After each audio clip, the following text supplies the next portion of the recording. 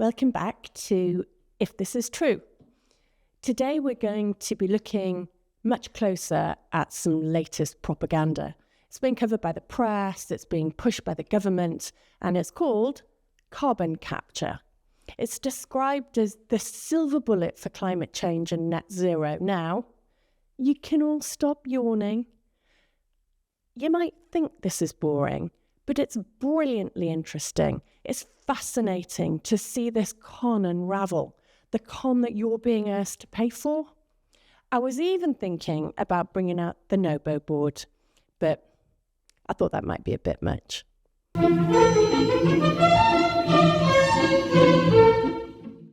I'm all for technological progression. I spent most of my career in tech, and early adoption is really exciting. But the thing about tech is that it's normally invested in by private investors. They take a risk and often they lose money. Sometimes they make money, but more often than not, they lose it.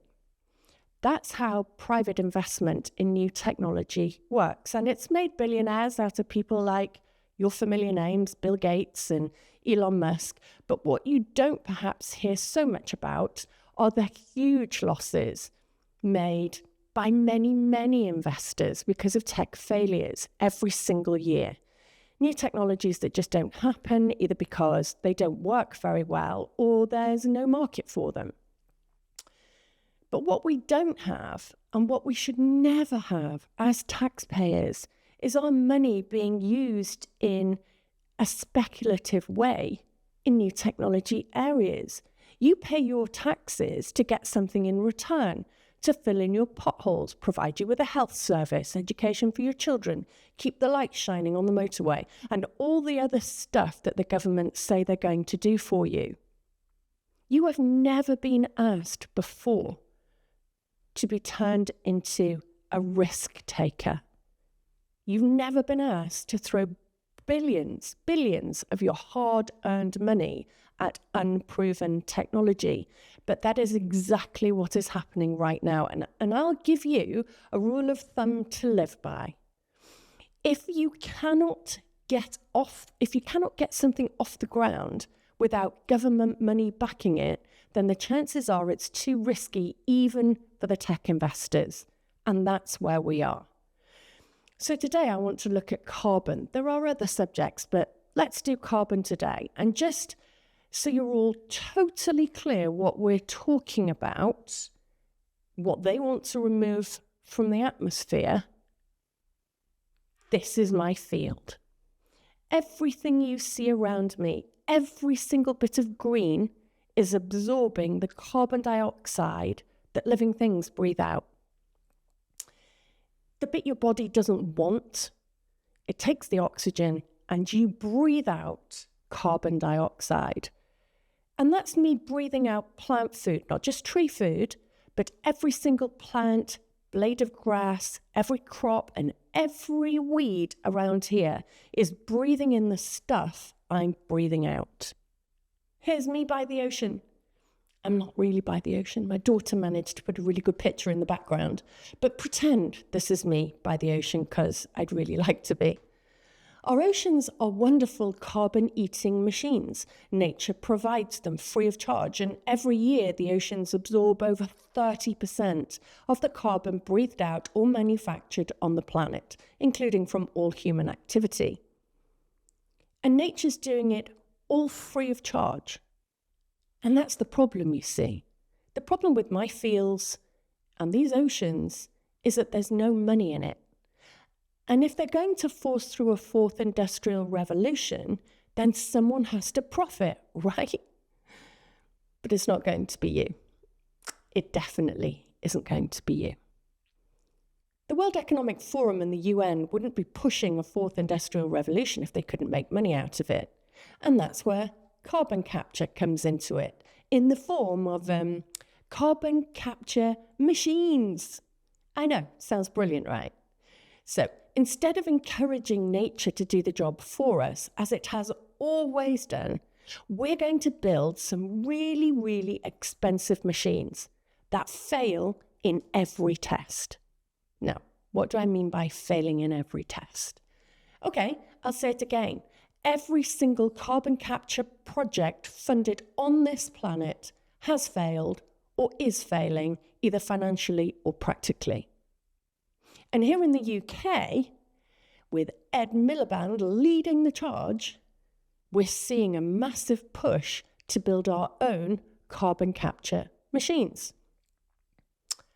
Let's think about why Labour and their chief propagandist, Ed Miliband, says we need carbon capture machines to meet our net zero targets by 2050. Well, that CO2 stuff you're breathing out only makes up such a tiny fraction. Yet you're being told it's driving catastrophic climate change. It doesn't quite add up, does it? Especially when new scientific reports are showing that the Earth's natural systems of trees, plants, oceans, weeds, and crops are absorbing far more carbon than their so-called experts at the IPCC wanted their science to show. In fact, plants and ecosystems are now known to be absorbing 31% more than the IPCC science originally claimed. And of course, global organizations like the WEF, working hand in hand with big corporations like fossil fuel companies, tech giants, banks, are all in on this carbon capture idea, as long as governments help fund it. Not because it's a solution, but because there's lots of money to be made from it. Governments, including ours in the UK, are just following along, enslaving themselves to this global net zero agenda without really questioning it. It's the cure for no known disease, a bit like the entire fourth industrial revolution, because the Earth is already one giant carbon capturing machine. Let's talk about the numbers. You know I'm a numbers girl. We're going to spend billions on carbon capture machines, part of the 22 billion that we're going to spend. So they must work, right? The government has looked at that. Well, no, they actually don't. In fact, let's look at a couple of examples that show just how much of a disaster these projects can be. First of all, there's the Boundary Dam project in Canada. This was supposed to be a flagship carbon capturing plant, promising to capture 1 million tons of CO2 annually. What happened? It captured 43% less than projected at a cost of $1.5 billion. And here's the icing on that deflated souffle. The plant uses so much energy to run that most of the time it actually produces more carbon than it captures. Then there's the Petra Nova project in Texas. This one cost $1 billion. It was meant to capture 1.6 million tons of CO2 per year. But after 3 years, they shut it down because it wasn't financially viable. And the carbon that it did capture, well, that was used to extract oil. I shit you not. These are just two examples, but there are many, many more. It's a consistent pattern, massive public investment in projects that just don't deliver. And in the UK, we're seeing exactly the same thing. Labour pouring billions into carbon capture hubs in Teesside and the Humber. And get this, many of these projects are being fast-tracked using emergency planning powers. No public consultation, no scrutiny. They're ramming them through because they know that if people took a closer look, they'd realise what a colossal waste of money it actually is. So how do these gigantic machines work then? What are they? How do these bad boys do this job? Well, in simple terms, they are supposed to pull CO2 out of the air and from exhaust gases of power plants, that kind of thing. The CO2 is absorbed by chemical solvents. Quick sidebar, Your Honour. The main chemicals are ammonia and ethylene oxide, both of which require significant energy to make in the first place, and they come from industries that rely on fossil fuels. Aren't we supposed to be getting rid of those? See, the entire life cycle of these chemicals from production to use generates significant emissions. Anyway, back to how these machines work.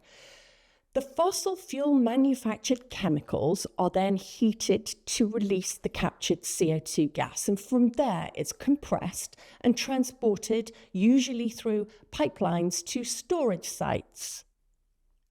A storage site, I hear you say? Yes, we're going to store it in places like empty oil fields or saline aquifers. The idea, never proven, is that once injected underground, the CO2 will remain trapped there for centuries, theoretically. Carbon capture facilities require so much energy to operate that they end up emitting more CO2 than they capture anyway.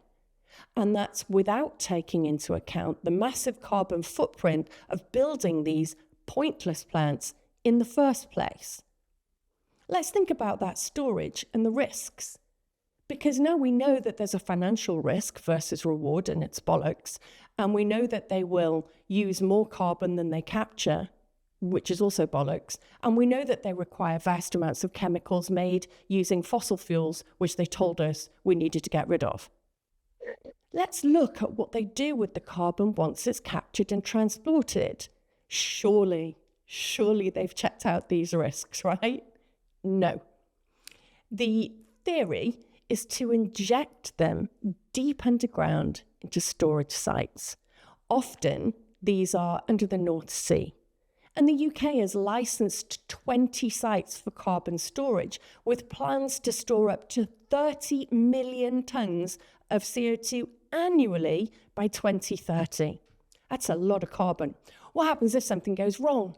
After all, it's never been tested before, so what happens if there's a leak from these sites? Well, it's catastrophic.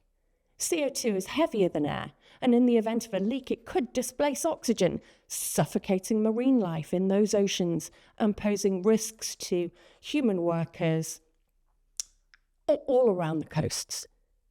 There's also a risk of seismic activity, yet your government banned fracking because of the risk of seismic activity. Pumping huge amounts of CO2 into the ground could stabilize geological formations. We don't know. It could trigger earthquakes. No one's tested it. In addition, long-term storage requires constant monitoring because any future leak could undo years of climate progress when it all leaks back out into the atmosphere anyway. To make some money for large corporations, we are gambling with the natural world. Playing with ecosystems we barely understand. We're talking about injecting millions of tons of CO2 into already fragile environments. And if something goes wrong, it will have dire consequences for the very ecosystems these projects are supposed to protect. They didn't tell you that bit either, did they? So who's really benefiting? After all of this, who's benefiting from Labour government's obsession with carbon capture? I mean, given all of the risks I've just listed, it's no wonder private investors want government funds. It's more risky than the riskiest Ponzi scheme. The public aren't benefiting. You're not getting jobs. We're not going to see reduced emissions, and we're definitely not seeing value for money.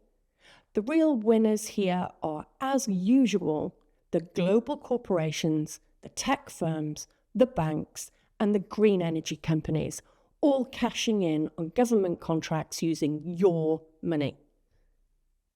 It's time to start asking some really serious questions now about this whole net zero agenda. We're messing with ecologies and natural systems we do not understand. In order to produce a fake industrial revolution that benefits only the very few. So if you enjoyed the carbon capture video, please like and subscribe. I hope you took away some good facts that will help you argue and debate with more knowledge those people that are pushing these ideas on you. And I did tell you it wasn't going to be boring.